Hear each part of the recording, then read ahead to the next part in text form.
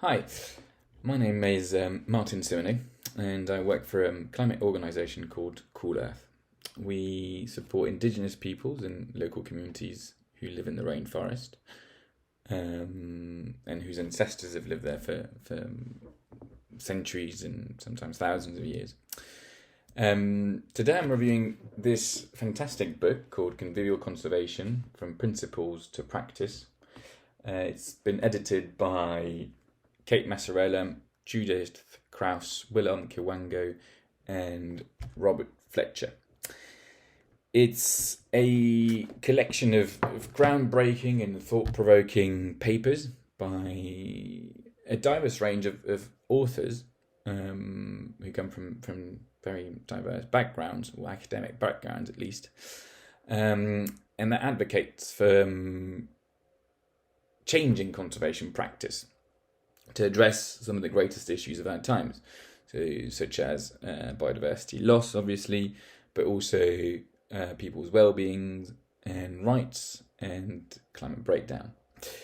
At the heart of this book is the idea of this radical idea of conviviality, whereby conservation practitioners, policymakers, activists, or academics deconstruct Western ideals of nature protection, to go beyond the nature-people dichotomy, to go beyond nature-based solution narratives, and the commodification of nature.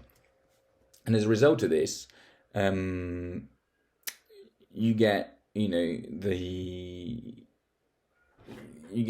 dynamic, local, and century-old processes, coupled with the promotion of rights-based frameworks that keep top-down and non-local approaches in check, as the sort of champions of this book.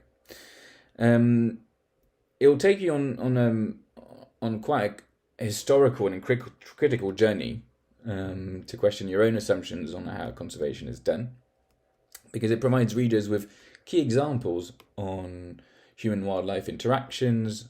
It questions current governance systems over natural spaces and the commons, and provides really good starting points on how to revolutionize conservation funding, whether through, for example, a conservation basic income,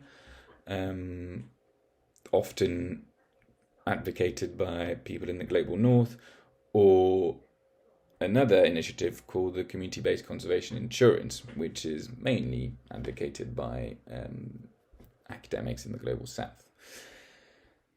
In a way, it adds a lot more definitions to the term conservation. It argues that there is no blueprint and that there are no silver bullet solutions.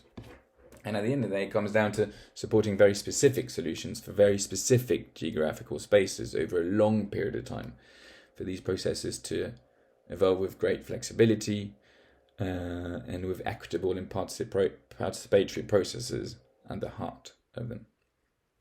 What I really liked about this book is that it paints a very simple picture of why current conservation has failed.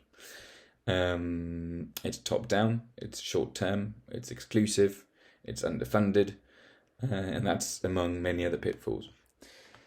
We can see that there's a real drive to make convivial conservation as inclusive and diverse as possible, but as the authors explain themselves, there's still a long way to go, with the possibility that convivial conservation as a concept itself may not be suited for plenty of people and world visions around the world.